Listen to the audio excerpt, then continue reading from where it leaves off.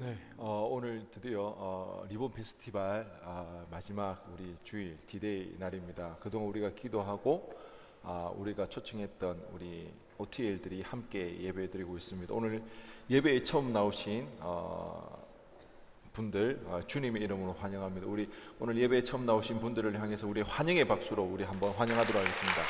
환영합니다. 감사합니다. 잘 나오셨습니다.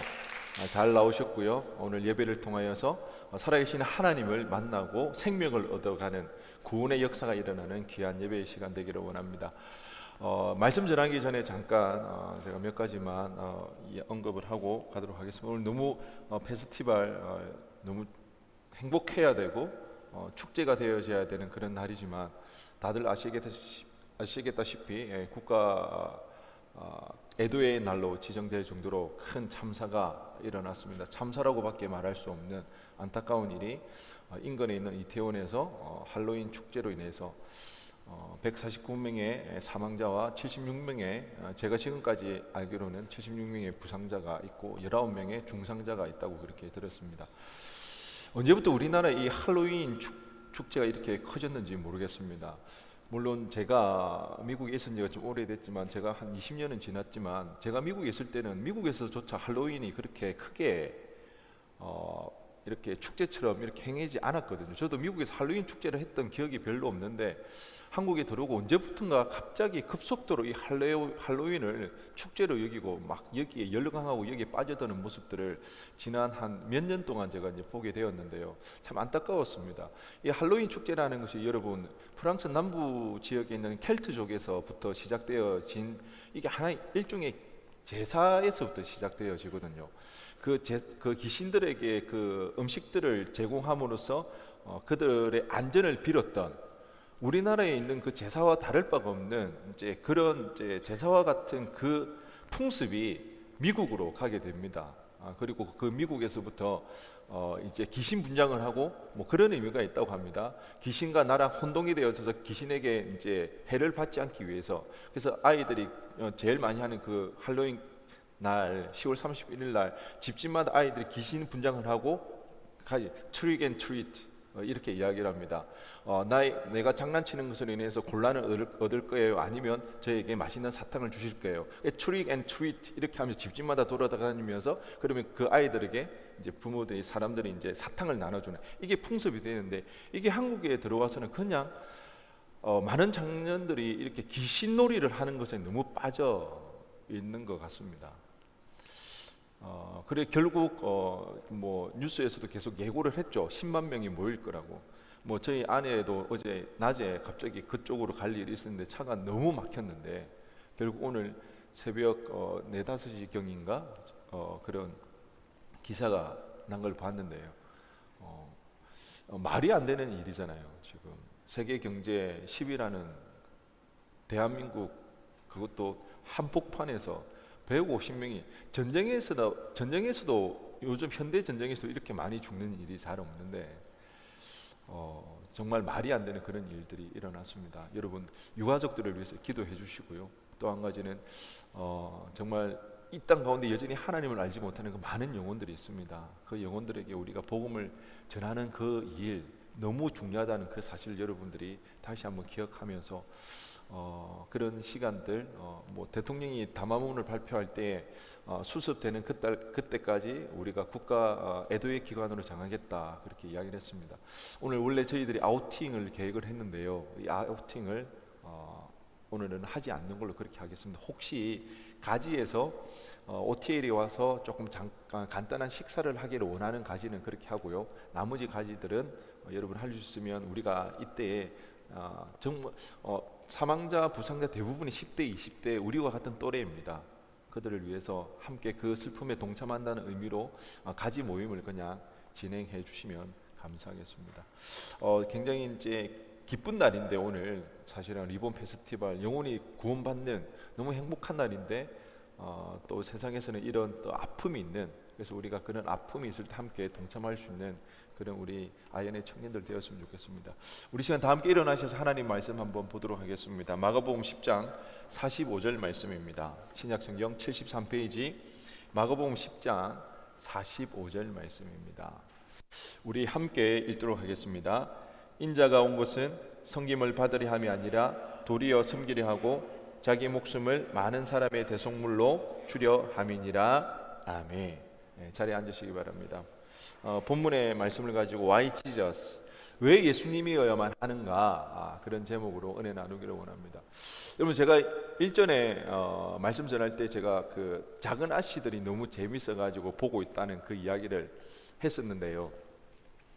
그게 약간 습관화가 되었는지 작은 아씨들이 끝나고 나서 났는데도 여전히 뭔가 계속 보지 않고서는 견딜 수 없는 그런 일들이 제 마음 가운데 자꾸 일어나서 제가 찾다 보니까 되게 재밌는 컨텐츠가 하나 있더라고요. 수리남. 수리남 굉장히 훌륭한 작품 아닌가요? 그래서 이제 수리남을 이제 제가 보게 되었는데요. 다 보셨나요? 재밌죠? 저도 보니까 굉장히 재밌더라고요. 영화에서는 그 수리남이 인구가 60만밖에 되어지지 않는 조그만 나라, 남미에 있는 나라가 인구의 4분의 3이 이 마약 밀매에 동참하고 있다, 그런 이야기를 했는데, 그것 때문에 굉장히 수리남에서 굉장히 많은 반발이 있었죠. 실제로 그런 나라가 아니다, 마약 국가가 아니다, 그렇게 이야기를 했는데요. 어쨌든 인접한 그 국가가 있잖아요. 그 콜롬비아. 그 콜롬비아에서는 엄청난 이제 마약이 재배가 되어지고, 거기에는 남미 최대 마약 조직인 칼리 카르텔이 있다 보니까 어쩔 수 없이 수리남에서도 마약 유통이 엄청나게 되어지고 있었습니다. 거기에 이제 우리가 잘 아는 황정민이라는 사람이 나오죠. 대한민국에서 사기 행각을 벌였는데 더 이상 한국에서는 그 사기를 벌릴 수가 없는데 박정희 대통령 시절이 있는가? 그때 정말 무서운 시절이었잖아요. 그런데 그때 대통령 이름을 팔아가면서 사기를 쳤으니까 대단한 인물이라는 거죠. 그러니까 한국에서는 더 이상 사기를 칠 수가 없어가지고 이제는 생각한 끝에 수리남이라는 나라를 알게 되어집니다. 거기는 대한민국과 범죄인 인도 조약이 체결이 되어지지 않아서 그곳에 가서 잡히더라도 그는 한국으로 송환이 되어지지 않으니까 그가 이제 수리남으로 떠나게 됩니다. 거기서 이제 마약 왕이 되어지는데 굉장히 수완이 좋습니다. 말빨이 좋은 거예요. 그러다 보니까 재계의 고위직들을 다 만나가지고 이렇게 자기의 말로 다 이렇게 구슬러서 자기의 편으로 만들죠. 거기 재밌는 장면 나오죠. 대통령을 만났을 때 뭘 선물로 주던가요? 선물로 줬던, 대통령 만나서 선물로 줬던 거. 수리남 말씀만 보시나요? 보면 그 칼 주제는 칼, 누구 칼? 이순신 칼이라고 그러면서, 대통령 이게 진짜 이순신 장군이 쓴 칼이라고 그러면서 줘요. 근데 확인할 방법이 없잖아요. 그 수리남 대통령 진짜인 줄 알고 너무 좋아해요. 막 이런 식으로 고위직에 있는, 정직에 있는 고위직의 사람들을 다 이렇게 자기 사람들로 만듭니다. 그리고 하는 일이 뭐냐? 그 수리남에서 코카인을 유통하는 것은 전부 자기가 담당하고 다른 사람은 그 코카인 유통을 하지 못하게끔 그렇게 되어집니다. 그래서 대통령까지 움직일 수 있는, 그래서 수리남에서는 코카인 유통의 1인자가 되어집니다. 그런데 하필이면 이 황정민이 이름이 전요한입니다. 우리 교회도 요한이 왔나?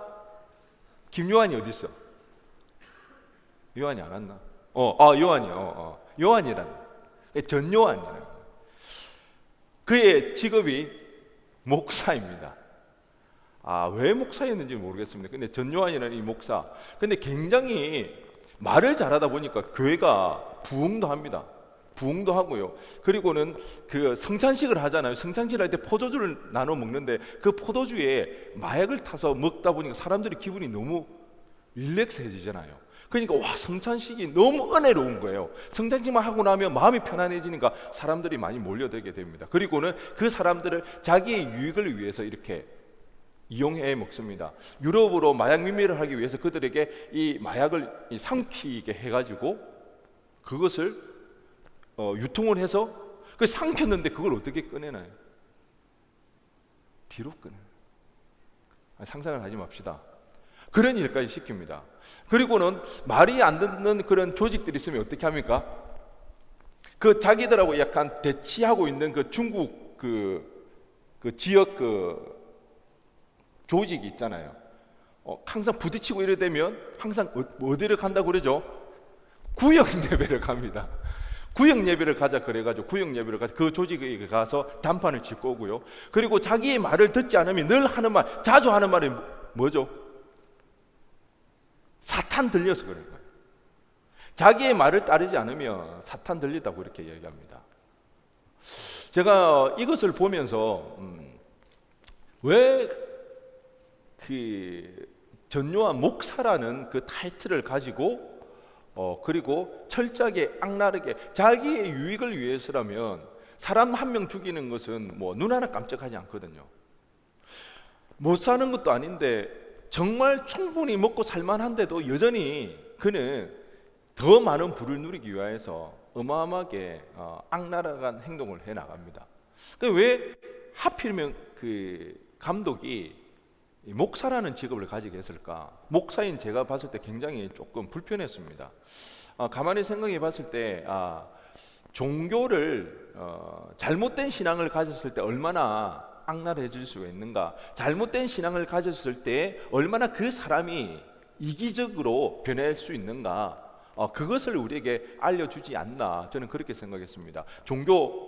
종교인으로 변모하면요, 종교인들이 원하는 것은 자기 행복만을 추구합니다. 그런데 우리의 신앙은 그런 거 아니거든요. 나 혼자 잘 먹고 나 혼자 잘 살려고 하는 것, 다른 사람은 어떻게 되든 상관이 없는 것, 그런 거 아니거든요. 우리가 신앙생활을 자칫 잘못하면 이렇게 빠질 수가 있는 거죠. 나의 행복을 위해서 하나님이 존재하는 거 아니거든요. 하나님이 나를 위해서 존재하는 하나님이 아니시라는 거죠. 그것을 영화를 통해서 알 수 있지 않나. 그런데 여러분 보신 분들은 알겠지만 거기에 보면 또 다른 기독교인이 한 명 더 등장합니다. 거기에 기독교인 딱 2명 등장합니다.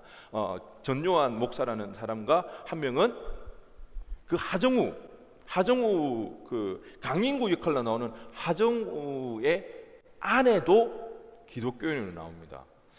하정우는 어릴 때부터 굉장히 가난했지만 굉장히 열심히 삽니다. 그래서 어쨌든 학교도 뭐 고등학교인가 중학교를 중퇴를 하고 생활을 하지만 나름대로 열심히 살아갑니다. 술집을 차려서 어느 정도 이렇게 가세를 이렇게 세워 나가는데요. 그런데도 불구하고 한계에 직면하게 됩니다. 그래서 친구로부터 이제 수리남을 소개를 받고 수리남을 보니까 그 당시 한국에서는요, 홍어가 굉장히 비싸게 팔렸는데 홍어가 굉장히 냄새가 많이 나고 하니까 수리남에서는 그냥 버린다는 그 이야기를 듣고 수리남으로 떠나게 됩니다. 그런데 떠나기 전에 그가 그 돈을 번다고 정신이 없다 보니까 자기 밑에 있던 그 동생들이 제대로 양육이 되지 않는 거예요. 부모도 없고 그냥 자기 동생들은 학교를 다니고 있고 자기는 직장 생활을 하고 아침 일찍 나갔다 밤늦게 들어오니까 동생들은 집안 정리도 하나도 하지 않고 공부도 하지 않고 맨날 먹고 설거지도 하지도 않고 TV만 보고 있으니까, 그래서 할 수 없어서 이 하정우가 생각해낸 방법이 뭐다? 결혼을 해야 되겠다. 결혼을 해서 이 가정을 좀 돌봐주고 자기 동생을 돌볼 수 있는 그 여자를 만나 결혼을 해야 되겠다. 그렇게 생각을 하고 이제 배우자를 찾는데 굉장히 신박한 방법으로 배우자를 찾습니다. 자기가 평소에 알고 있는 사람들에게 전화를 돌립니다. 여자친구죠. 평소에 자기의 호감이 있는 여자친구에 전화를 해서는 이렇게 합니다. 혹시 나랑 결혼할래? 그래가지고 평소에 자기의 호감이 있으니까 하정이가 결혼을 하려고 이렇게 물어보니까 다들 처음에 반응은 좋았습니다. 그렇지만 뭐 집도 없고 뭐 재산도 없고 이러다 보니까 결국엔 전부 다 하정우의 그 요청을 거절을 합니다. 그런데 딱 한 명이 그 하정우의 요청에 응답을 하죠. 그런데 조건이 딱 하나 있었습니다. 교회 다니는 거. 만약에 교회만 다녀주면 나는 결혼해 주겠다. 굉장히 어떻게 보면 굉장히 이게 뭐 말이 안 되는 그런 설정일 수도 있는데 사실 옛날에 그런 일이 종종 있었습니다. 다른 거 하나도 안 보고 교회만 다니면 된다. 그렇다고 여러분 교회만 다니면 되는 사람을 만나야 된다는 이야기는 아닙니다. 뭐 하정우 정도면 모르겠지만 하정우가 전화 와가지고 뭐 결혼할래 하면 우리는 뭐 해볼 수 있지 않을까. 그래서 결혼을 하게 되거든요. 그런데 이 여인이 이 하정우의 아내가 그런데 거기에 보면 정말 가정을 열심히 일구어 나갑니다. 하정우가 수리남에서 이제 납치를 당하고 굉장히 어려움을 당하는데 끝까지 옆에서 힘이 되어 주거든요. 하정우의 동생들을 잘 뒷바라지하고 가정을 번듯하게 세워 나갑니다. 영화 감독이 기독교인인지는 모르겠어요. 그런데 딱 어쨌든 전요한 목사도 타이틀이 목사잖아요. 교회를 다니는 인물 2명을 등장하는데 그 두 인물이 굉장히 극적으로 대조가 되어 보입니다. 한 명은 자신의 이익을 위해서는 사람 한 명 죽이는 것 눈 하나 깜짝하지 않고 많은 신도들을 자신의 노예로 삼아서 종 부리듯이 그렇게 부려먹지만, 이 여인은 사람을 살려냅니다. 하정우가 포기하고 싶을 때 옆에서 든든히 지켜주고요, 그 두 자녀를 끝까지 세워나가는 이런 극적인 두 대조를 통해서 저는 그렇게 봤습니다. 목사인 저는 그렇게 봤습니다. 진짜 신앙이 뭔가, 진짜 예수 믿는다는 게 어떤 의미인가, 그것을 보여지더라는 것입니다. 진짜 신앙, 진짜 예수 믿는 것은 사람을 살린다는 것입니다. 살아나는 일이 일어나더라는 것입니다. 살 소망을 가지게 되는 것이 진짜 예수 믿는 이유라는 것입니다. 나 하나 잘 먹고 잘 살려고, 내 소원이 이루어지고 내가 당하는 어려움과 그 고통들 피해 가려고 그래서 예수 믿는 거 아니더라는 겁니다. 그렇게 되면 우리는 자칫 잘못하면 전요한 목사와 같은 그런 삶을 살아갈 수가 있습니다. 언제나 나의 유익만을 위하여서, 다른 사람이 어떻든 말든 내 유익을 통해서 다른 사람 피해를 보든 그게 상관이 있는 것이 아니라 나 하나 잘 되면 된다는 그 생각으로 신앙생활을 하게 될 때에 우리 또한 전요한 목사의 뒤를 걸어가고 있는 것과 진배 없더라는 것입니다. 그런데 여러분, 예수 믿는 일이 사람 살리는 일이고 생명을 살리는 일이다, 소망이 있는 일이다, 우리는 그렇게 이야기를 합니다. 그런데 중요한 것은 그게 잘 보이지 않더라는 겁니다. 천국이 우리 눈에 보이면 좋을 것 같은데 그런 일이 잘 일어나지 않더라는 거죠. 천국은 죽어서 가봐야 되잖아요. 그런데 갔다 와볼 수는 없으니까. 우리 흔히 하는 말, 그런 말 있잖아요. 실체적 진실 이야기 많이 하죠 요즘. 실체적 진실, 예수 믿는 것이 우리의 생명이고 우리의 구원이고 천국을 간다고 하는데 그 실체적 진실의 실체가 보이지 않더라는 것입니다. 이것이 오늘날 우리의 문제라는 거죠. 그래서 사람들은 예수 믿기를 꺼려합니다. 오히려 예수 믿는 것 어리석고 미련하게 생각합니다. 왜? 보이지 않는 그것에 대해서 의지하기 때문에 오히려 연약하고 미련하다고 그렇게 생각을 하는 거죠. 그래서 저도 이전에 설교를 준비하다 그런 생각을 한번 해본 적이 있는데요. 왜 우리가 예수 믿고 이렇게 어려움을 당해야 될까? 차라리 예수 믿고 바로 천국에 가면 어떨까? 여러분 어떻게 생각하세요? 예수 믿은 즉시 천국 가면 좋지 않을까요? 그러면 우리 이런 고민할 필요 없잖아요. 이 유혹 가운데 또 넘어지는 것 때문에 또 이렇게 괴로워할 필요도 없고, 이 어려운 세상 가운데 우리 살 이유가 없잖아요. 아니면 우리가 부활의 몸으로 바로 예수님처럼 변화되어진다면 우리는 완전히 온전해져서 더 이상 슬픔과 눈물 없고 다른 세상 사람들하고 살아가면서도 우리는 온전히 부활한 몸으로 살아가기 때문에 늘 기쁨과 감사만이 넘쳐나는 것. 그렇게 되면 전도하기도 편하지 않을까? 여러분 그렇게 생각해 보신 적 없나요? 왜 우리는 예수 믿고도 이렇게 어려운 시간들을 보내야 되는가? 그런데 곰곰이 생각해 보니까 우리가 예수 믿고 바로 부활의 몸으로 우리가 살아간다면 다른 사람이 힘들든 말든 나 혼자만 좋으면 그만이라는, 나 혼자 눈물 흘리지 않고 나 혼자 아프지 않고 고난이 없으면 되는 인생이니까 다른 사람이야 어떤 상관이 없는 것처럼 살아갈 수가 있겠다. 전요한 목사랑 다를 바가 없는 것처럼 보이지는 거죠. 그래서 이것도 안 될 것 같고, 예수 믿고 바로 천국에 가면 나는 좋은데 옆에 있는 사람은 어떨까요? 예수 믿는 족족 다 어떻게 될까요? 와, 소름이죠. 소름. 예수 믿으면 어떻게 된다? 다 죽으니까. 와, 그러니까 그러면 예수를 안 믿는 사람은 너무 소름이 끼치고 무서우니까 그것도 그러면 안 되겠다. 그래 어쩔 수 없이 예수 믿고 이렇게 사는 게 제일 맞긴 맞는 것 같은데, 근데 우리는 더 이상 이제 설명하지 않아도 되잖아요. 예수 믿는다고 다 우리가 행복한가, 어려움이 없는 거 아니잖아요. 뭐 더 이상 설명하지 않아도 알잖아요. 예수 믿든 안 믿든 다 어려움은 다 똑같이 있고 좋을 때도 있고 다 그런데, 그래서 우리가 다시 원점으로 돌아와서 그러면 왜 실제적 진실이 보이지 않고 손에 잡히지도 않고 예수 믿으면 고난이 없거나 행복하기만 하는 그런 인생이 아님에도 불구하고 왜 예수님이어야 하는가?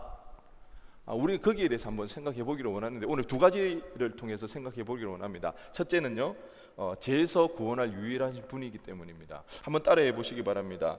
구원자 예수님, 구원자 예수님.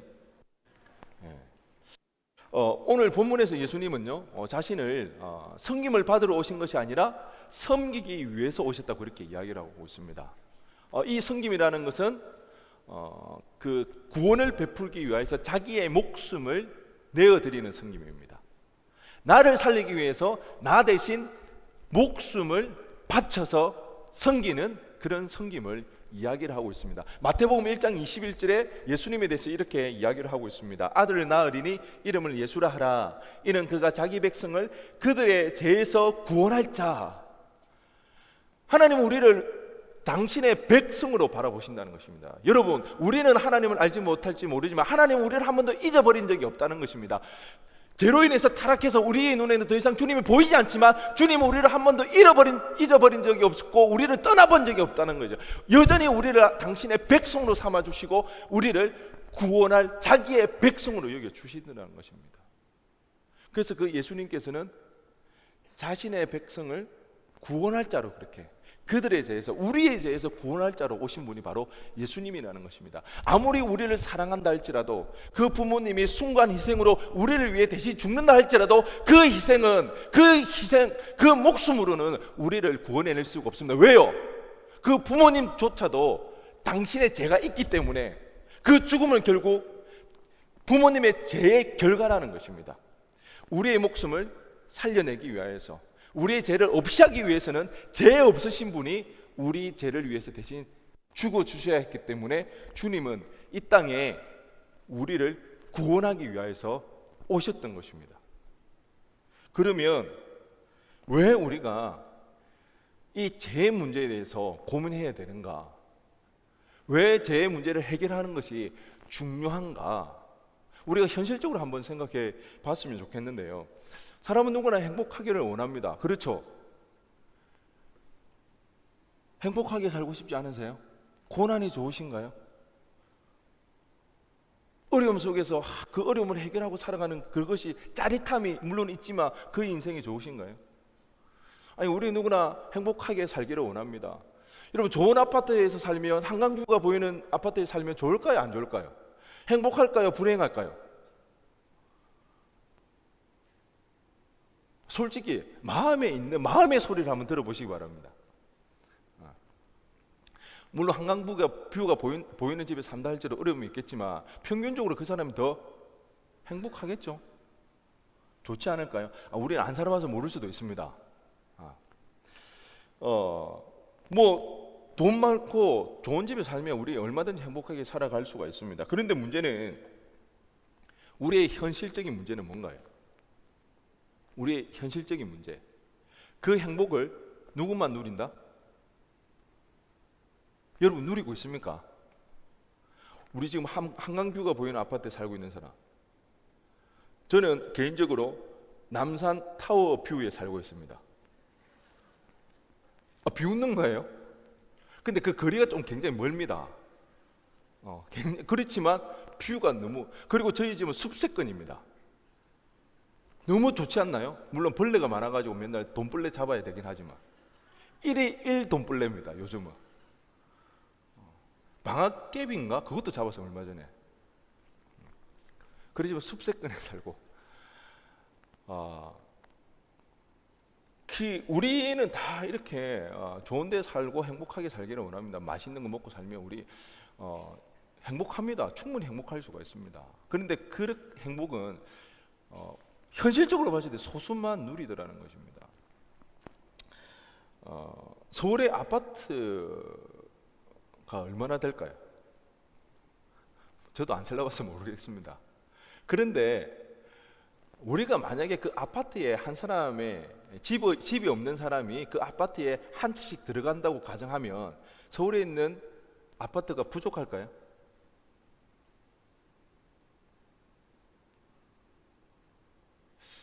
다 되지 않을까? 아현동에 새로 지은 아파트 있잖아요. 뭐 자인가? 뭐 정확하게 제가 그 가격은 모르겠는데 못해도 뭐 평균적으로 한 10억 원 하는 것 같아요. 뭐 10억 해도 별로 놀라지도 않죠. 얼마 전에 거기에 사는 분하고 잠깐 이야기를 해본 적이 있는데 자기는 자녀들에 대해서 큰 욕심이 없대요. 그냥 자기 자녀들도 자기처럼 이런 데서 평범하게 살았으면 현타 오잖아요. 그게 평범한 삶이면 나는 10억짜리 아파트 사는 게 평범한 삶이래요. 1억에 대한 한국 사람들이 느끼는 재밌는 이야기를 제가 본 적이 있는데요. 여러분 1억 연봉 1억에 대해서는 어떻게 생각하나요? 연봉 성에 안 차나요?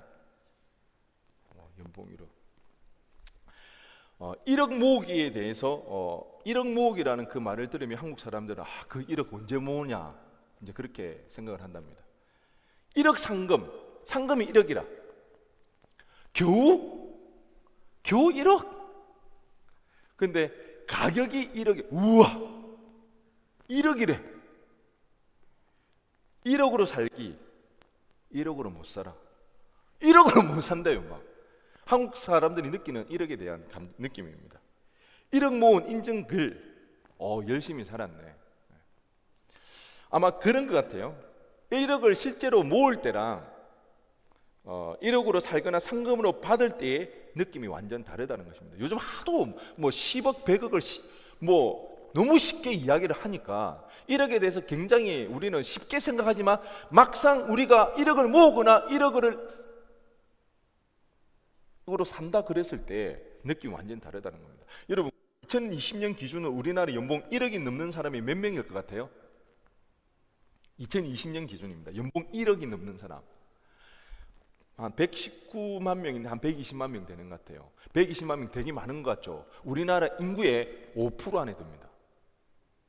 연봉 1억 넘으면 5% 안에 드는 부자라는 거예요.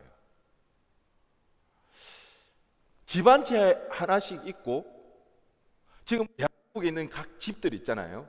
그 집들을 집이 없는 사람들 다 한 채씩 나눠주는 거예요. 그리고 연봉을 1억씩 주는 거예요. 전부 다. 총 자산이 있을 거 아니에요. 누구는 연봉이 몇십억, 몇백억 되는 사람이 있을 거 아니에요. 그런 사람의 연봉을 각 사람에게 1억씩 다 이렇게 평균적으로 균등하게 나눠주는 거예요. 그리고 집도 대한민국에 있는 집들을 다 하나씩 나눠주는 거예요. 그러면 우리 다 그렇게 들어가 살 수 있을까요? 없을 것 같아요?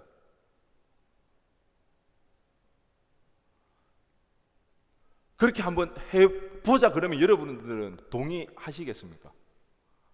동의 안 해요? 싫어요? 그냥 나는 적게 벌어도 내가 벌어서 쓰겠다. 그게 괜찮아요? 다들 험불하시네요. 자족하며 사는 인생. 제가 지금 뭐 자유주의를 타파하고 뭐 공산주의 하자는 그런 이야기는 아닙니다. 만약에 우리가 자본주의에서 자신이 열심히 일해서 번 돈으로 사는 것이 이게 최선이라고 그러면 우리에게 주어진 제도 중에서 그게 최선의 제도라 그러면 우리는 적어도 공정은 해야 되잖아요. 불법이 있거나 불의가 있으면 안 되잖아요. 무엇보다도 우리는 출발선은 똑같아야 되잖아요. 근데 이 사회는 어때요? 출발선이 왜 여러분들은 공정에 그렇게 예민합니까? 공정하지 못한 그 일에 왜 여러분은 그렇게 분노를 하시는가요? 열심히 노력했는데 그만한 대가가 주어지지 않기 때문에, 아무리 노력하고 애를 써도 그만한 대가가 돌아오지 않기 때문에, 아무리 열심히 하더라도 출발선이 다르기 때문에 그 사람들을 뛰어넘을 수 없기 때문에 그것이 여러분의 피로감이 쌓여 있는 거예요. 그게 실패감과 그게 좌절감이 있다 보니까 여러분들은 무엇보다 이 시대에 살아가는 청년들은 이 공정에 대해서 예민하다는 것입니다. 적어도 자본주의가 최선의 제도라 그러면 공정은 해야 되잖아요. 불법과 불의가 있으면 안 되잖아요. 근데 오늘 살아가는 우리 한국 사회는 어떤가요? 불법, 불의, 너무나 익숙해져 버렸죠. 안 믿잖아요. 신뢰 안 하잖아요. 그렇지만 우리의 힘으로 어떻게 변화를 시킬 수 없으니까 체념하며 살잖아요. 그러니까 우리가 할 수 있는 어디에 집중합니까? 먹방에 집중하지 않나요? 내가 할 수 있는 거 맛집 찾아다니잖아요. 영상에 몰두하잖아요. 그걸 보면 조금이나마 내가 잊을 수 있고 거기에 재미를 찾을 수가 있으니까. 소망이 없잖아요. 기댈 곳이 없잖아요. 기대할 곳이 없잖아요.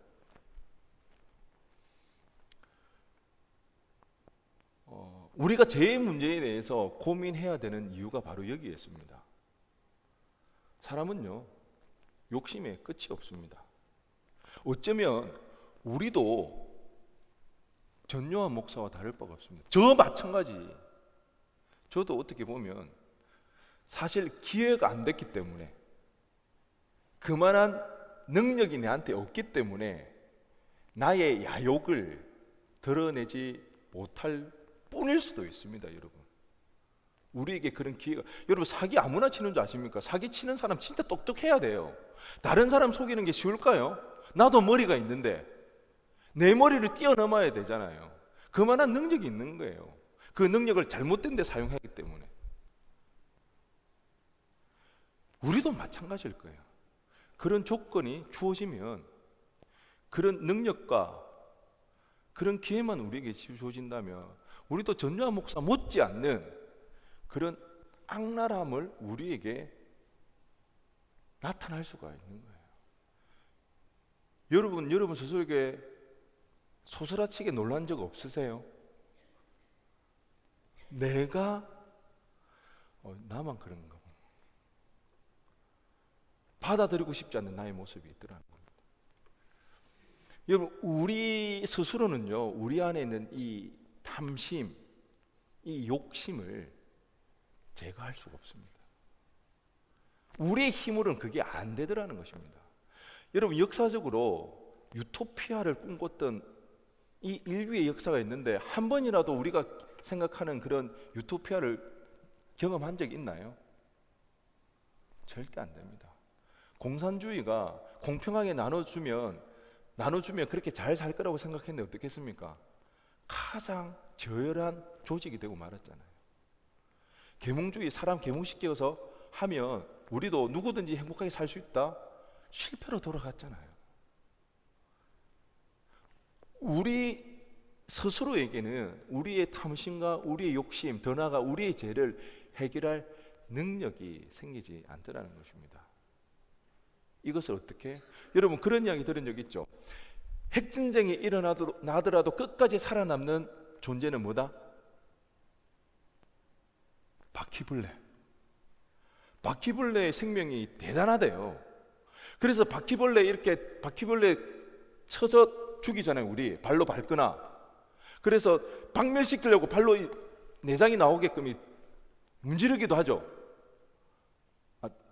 바퀴벌레 그렇게 안 죽여요? 그럼 손으로 잡으세요. 제가 학사에 있다 보면 심심찮게 그런 전화를 받습니다. 목사님, 바퀴벌레 나왔어요. 바퀴벌레 제가 하는 그 회사 어디죠? 세스코 직원도 아닌데 나한테 전화를 해가지고 목사님 바퀴 어떡하라고 막.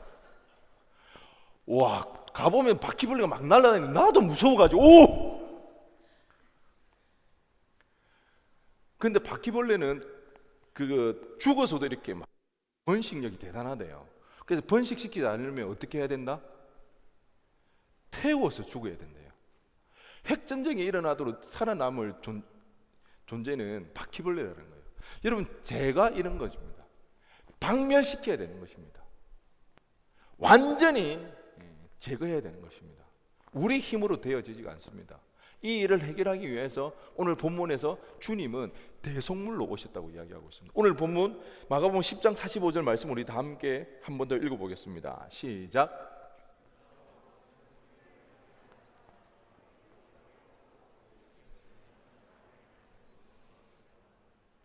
대속물, 우리의 죄를 완전히 박멸하기 위하여서 그 주님께서 십자가에 달려 죽으신 겁니다. 우리의 죄 때문에.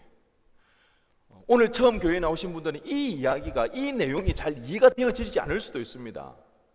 우리의 죄가 어떻게 예수님이 대신에 십자가에 달려 돌아가셨는가, 그 예수님 믿으면 왜 내 죄가 용서받는가, 여러분 이해되어지지 않을 수도 있지만, 여러분 계속해서 이 일에 대해서 고민하고 생각하고 예배드리다 보면 이 일이 반드시 믿어지게 되더라는 겁니다.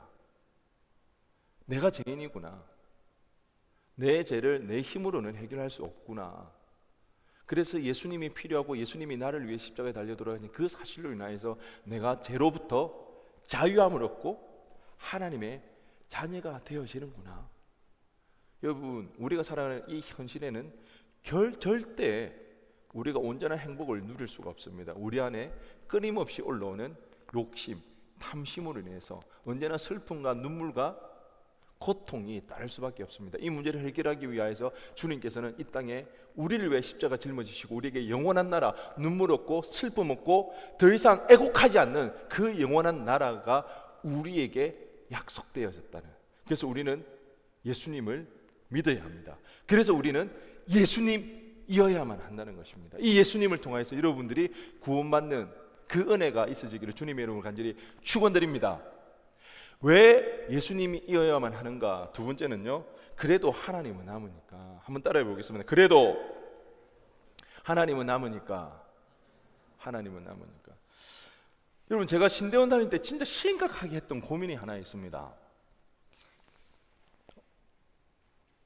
여러분 그 고사성어 중에 이런 고사성어 알죠? 인생만사? 이런 탁 나와야 되는데, 인생만사?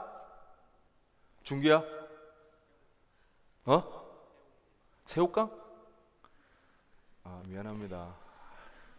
오랜만에 이제 또 설교를 하다 보니까 감을 조금 잃었는 것 같은데, 원래는 저 안 이렇죠? 그 눈빛들은 뭐지? 새로운 우리 친구들이 있는데 오해할까봐.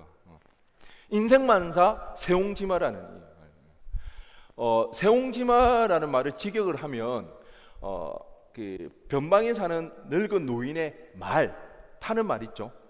그런 뜻입니다. 그 변방새의 늙을 옹, 그래서 변방에 사는 늙은 노인의 말이라는 뜻이 세옹지마입니다. 그런데 이 이야기가 어떻게 되었냐? 옛날 만리장성 부근에 살던 세옹이라는 늙은이가 있었습니다. 자식과 같이 기르는 말이 있었는데 어느 날 이 말이 도망을 가는데 하필이면 찾으러 갈 수 없는 오랑캐 지역으로 도망을 갑니다. 옛날에는 이 말이 그 재산이잖아요. 가장 대부분 재산의 대부분을 차지했는데 그 말이 도망을 가고, 그리고 찾으러 갈 수도 없는 그 오랑캐 지역으로 넘어가다 보니까 이웃 사람들이 와서 위로를 하는 거죠. 어떻게 이제 어떻게 괜찮을 거야? 그러면서 도와주지도 않으면서 말로는 괜찮을 거야. 그래 했을 때 노인이 하는 말이 뭐였죠? 아닙니다. 이게 복이 될 줄 어떻게 압니까? 그렇게 이야기를 하는 겁니다. 그런데 몇 달이 지난 후 아니나 다를까 이 도망가던 이 말이 이 순놈이었던 것 같아요. 눈이 맞아가지고 앞말과 같이 자기 집으로 돌아오게 된 겁니다. 순식간에 재산이 어떻게 됐다? 배로 증가하게 되었습니다. 그러니까 주변 사람들이 또 난리, 와 좋겠다, 와 재산이 그렇게 늘어나서 도망갔던 말이 돌아와서 얼마나 좋으시냐고 이렇게 조금 축하를 해주니까 그 노인이 하는 말이 아닙니다. 이게 또 화가 될지 어떻게 압니까? 이렇게 이야기합니다. 아들이 그 말을 타다가 어느 날 말에서 떨어지게 됩니다. 그리고 다리가 부러져 장애인이 되는 그런 끔찍한 사고가 일어납니다. 그랬을 때 또 이웃들이 찾아와서 노인에게 이야기를 합니다. 아이고 아들이 이렇게 다쳐서 장애인이 돼서 어떡합니까? 그러자 노인이 하는 말이 뭐다? 뭐다? 아닙니다. 오히려 이 일이 복이 될지 어떻게 합니까? 그랬는데 2년 후에 오랑캐가 쳐들어왔습니다. 많은 젊은이들을 징집하여서 전장에 이끌고 나가서 많은 생명을 잃었는데 자기의 아들은 다리가 장애가 있어서 징집되어지지 않아 생명을 건질 수 있었다. 여기 이제 이런 이야기에서 유래한 게 인생만사 세옹치마라는 이야기입니다. 제가 이 고사성어를 보면서 제가 고민에 빠졌던 게 가만히 보니까 예수 믿어도 똑같더라는 거예요. 예수 믿어도 어려움 당할 때가 있고요. 그런데 또 사람이 죽으라는 법이 없으니까 그 어려움 속에서도 또 좋아지는 그 일도 있더라는 겁니다. 그러면 예수 믿는 거랑 안 믿는 거랑 도대체 무슨 차이가 있냐는 거예요. 예수 믿어서 좋은 일이 뭐가 있냐는 것입니다. 물론 우리가 예수 믿으면 천국에 간다는 그런 소망이 있습니다. 그런데 여러분, 그 천국에 대한 그 소망이 그냥 생겨납니까? 여러분이 진짜 힘들고 어려울 때 그 천국을 기억하면서 이겨내 본 기억이 있습니까? 왜 설교에서는 그렇게 자주 천국 소망을 가지고 살아가야 됩니다, 그런 설교를 그렇게 자주 할까요? 잘 안 하니까, 잘 안 되니까. 여러분, 우리가 천국 소망을 가지고 진짜 우리는 소망을 삼아 살아가야 됩니다. 그때 그게 위로가 될 때가 있습니다. 그런데 사실은 그 천국에 대한 소망도 그냥 생겨나는 게 아닙니다.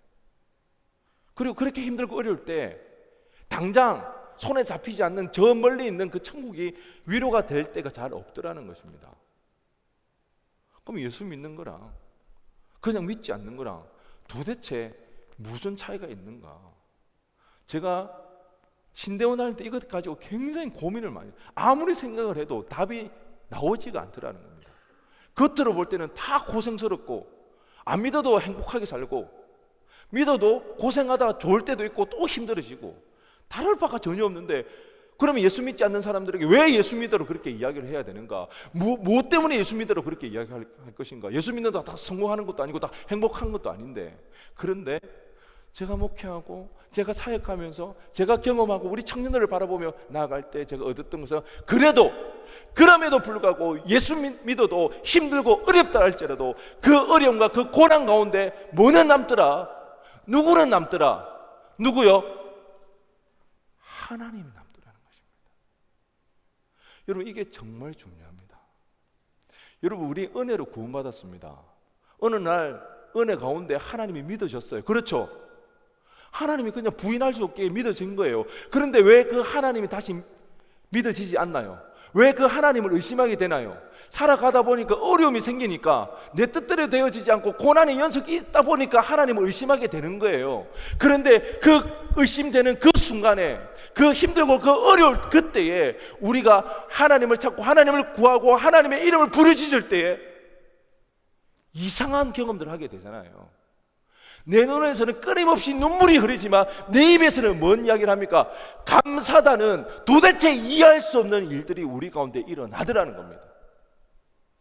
겉으로 보기에는 예수 믿으나 안 믿으나 똑같은 인생이에요. 행복하게 살다가 또 어려움이 와요. 어렵게 살다가 또 행복해지기도 해요. 그렇지만 예수 안 믿는 인생은 그걸로 끝이라는 거예요. 그렇지만 예수 믿고 신앙생활을 하는 사람들에게는 그 고난 가운데 하나님을 찾고 하나님을 부르짖으며 나갈 때에 부인할 수 없고 부정할 수 없는 그 하나님이 우리의 인생에 남게 되더라는 것입니다. 그랬을 때 여러분, 우리에게는 그 하나님 나라가 저 멀리 있는 하나님 나라가 아니에요. 진짜 내 가까이에 있는 그 하나님 나라, 그 하나님 나라 때문에 우리는 진짜 소망을 가지게 되는 거예요. 진짜 위로를 받게 되어지는 것입니다. 여러분, 힘들 때 하나님 찾으세요. 설령 그 문제가 해결되어지지 않고 고난이 계속되어진다 할지라도 그 하나님을 계속 찾고 구할 때에 여러분, 그 경험들을 통해서 진짜 하나님으로 여러분은 위로받을 수가 있는 거예요. 제가 얼마 전에 어느 목사님의 간증을 들었습니다. 한국 교회사의 한 획을 껐던 굉장히 유명한 목사님이거든요. 지금도 그 교회는 굉장히 부흥하고 있고요. 이름만 다 되면 아는 그 목사님인데, 그 목사님의 아들이 2년 전에 하나님의 부르심을 받았대요. 그 목사님의 아들이 굉장히 좀 유능한 것 같아요. 여기 한동대 출신도 많은데 한동대 법률대학을 나와가지고 미국에서 국제 변호사를 했는가 봐요. 미국에서 굉장히 유명한 스포츠 회사의 국제 변호사를 하고 그렇게 이제 생활하다가 어느 날 몸이 좋지 않아서 병원을 갔는데 진단을 받기를 대장암 사기라는 진단을 받았대요. 그게 2월인가 그랬대요. 그 이야기를 들었을 때 목사님은 기도를 했대요. 그때까지 믿음이 있었대요. 하나님 분명히 기적을 일으켜 주실 거다. 물론 그 목사님께서 지금 은퇴를 해서 선교사 사역을 하고 있지만, 그러니까 아들이 기적으로 살아나게 되면 얼마나 그것이 하나님을 간증하고 하나님을 영광 돌리는 게 좋겠어요. 그러니까 정말 믿음으로 하나님 앞에 기도를 했대요. 그런데 대장암 판정을 받고 8개월 만에 하나님의 부르심을 받았습니다.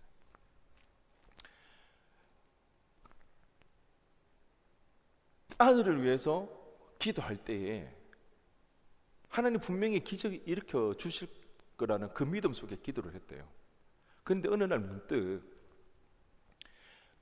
결국 어차피 그 아들이 42살에 하나님의 부르심을 받았거든요. 조금 일찍 가나 조금의 나중 가나 결국 하나님의 부르심, 모두 사람은 누구나가 이 세상을 떠날 텐데 어느 날 문득 그런 생각이 들었대요. 혹 만약에 하나님이 이 아들을 부르신다면 그러면 이 아들이 하나님 만날 준비가 되어 있을까? 그래서 아들에게 전화를 했대요. 사랑하는 아들아, 혹 하나님이 너를 부르신다면 너 하나님 만날 준비되어 있어? 그 이야기를 들을 때 이 아들이 조금 뜸을 들이다가 웃으면서 하는 이야기가, 그럼요 아버지, 아버지를 통해서 내가 신앙을 가지고 예수의 제자를 가면서 정말 너무 행복하게 살아갔고 지금은 요즘 가장 자기가 하고 있는 일은 한 가지, 주님만을 바라본다는 거예요. 주님만을 집중한다는 거예요. 그러다 보니까 오히려 자신이 더 편해졌다는 거예요. 여러분, 죽음 앞에 있는 그 청년의 말입니다.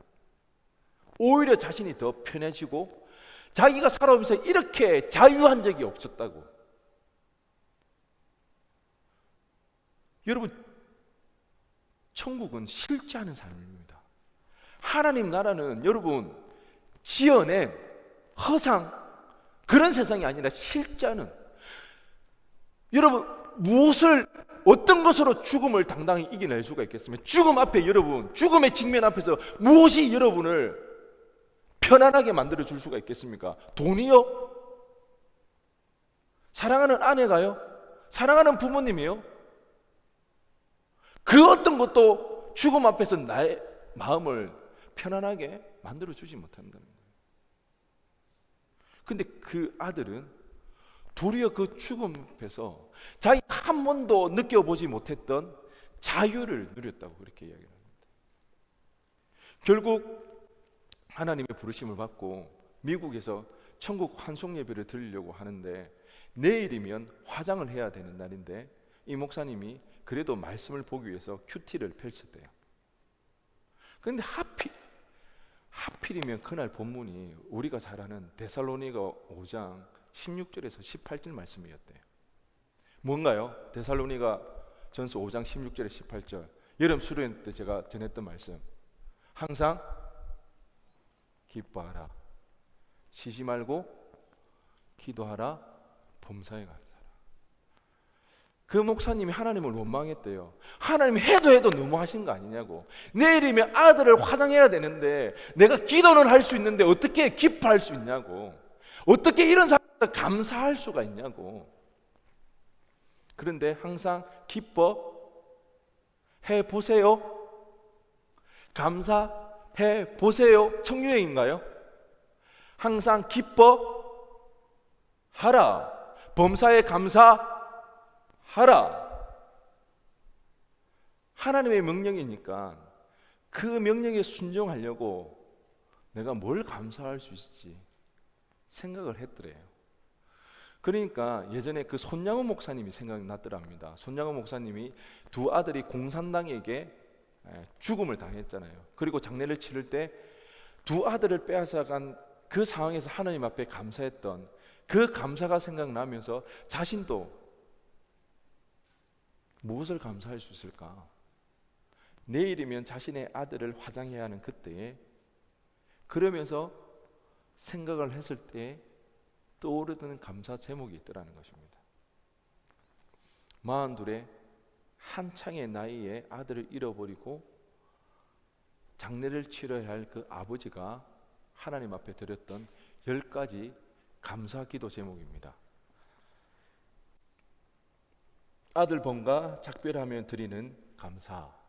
첫째, 아들이 지독한 암의 통증에서 해방되어 감사합니다. 둘째, 아들이 하나님의 영광의 나라에 입성하여 감사합니다. 셋째, 유무가 있던 아들로 인해 누린 기쁨을 감사합니다. 넷째, 한순간도 불평 없이 자랑만 하던 그의 아내와 애교 많은 손자를 남겨주셔서 감사합니다. 다섯째, 어려서부터 게임을 좋아하더니 중독되지 않고 잘 자라서 스포츠 회사 변호사가 된 것 감사합니다. 여섯째, 아들의 고통을 통해 예수님을 내어주신 하늘 아버지의 고통을 알게 해주셔서 감사합니다. 일곱째, 아들의 암 투병을 통해 수많은 암 환자들의 고통과 연대하게 된 것 감사합니다. 여덟째, 자식을 먼저 떠나보낸 수많은 분들의 고통과 연대하게 되어 감사합니다. 아홉 번째, 아들을 위해 기도한 수많은 중보 기도자들과 함께 할 수 있어 감사합니다.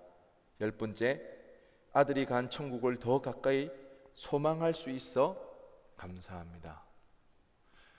지금도 아들을 생각하면 눈물이 난다고 합니다. 지금도 사모님은 아들만 생각하면 눈물로 시간을 보낸다고 합니다. 특별해서 슬프지 않아서? 아니요. 슬프고 좌절할 수밖에 없는 그런 상황에도 불구하고 하나님을 믿기에, 하나님이 살아계시기에, 그 하나님의 살아계심을 누구보다도 확신하기에 그는, 이 목사님, 감사할 수가 있더라는 것입니다. 여러분, 우리가 행복하지 못한 이유는 우리의 탐심 때문입니다. 우리의 욕심 때문입니다. 천국은 다른 것이 아니라 우리 모두 행복한 그 나라, 우리가 겉으로 꿈꾸는 파라다이스 유토피아, 그것이 바로 천국입니다. 그것은 결코 인간이 이루어낼 수 없는 것입니다. 왜? 우리 안에 탐심, 욕심을 제거할 수 없기 때문에. 그래서 예수님이어야만 합니다. 우리 인생이 고난의 연속이라 할지라도, 내가 원하는, 내가 뜻하는 대로 살아가는 것이 되지 않더라 할지라도, 그래도 우리가 예수를 통해서 하나님의 자녀가 된 우리에게는 그 인생 끝에는 하나님이 남게 되더라는 것입니다. 그 하나님, 죽음조차 이겨내는, 우리의 자유와 우리의 평안을 빼앗아갈 수 없는 그 하나님을 우리는 간직하게 되더라는 것입니다. 그래서 예수님이어야만 하는 것입니다. 여기 있는 저와 여러분, 이 예수님으로 인하여서 참 자유함을 누리고 고통 많은 이 세상 가운데도 결국 우리 인생은 하나님이 남는, 그래서 그 죽음조차도 이겨내는 그런 승리의 인생, 성공한 인생 되어지기를 주님의 이름으로 간절히 축원드립니다.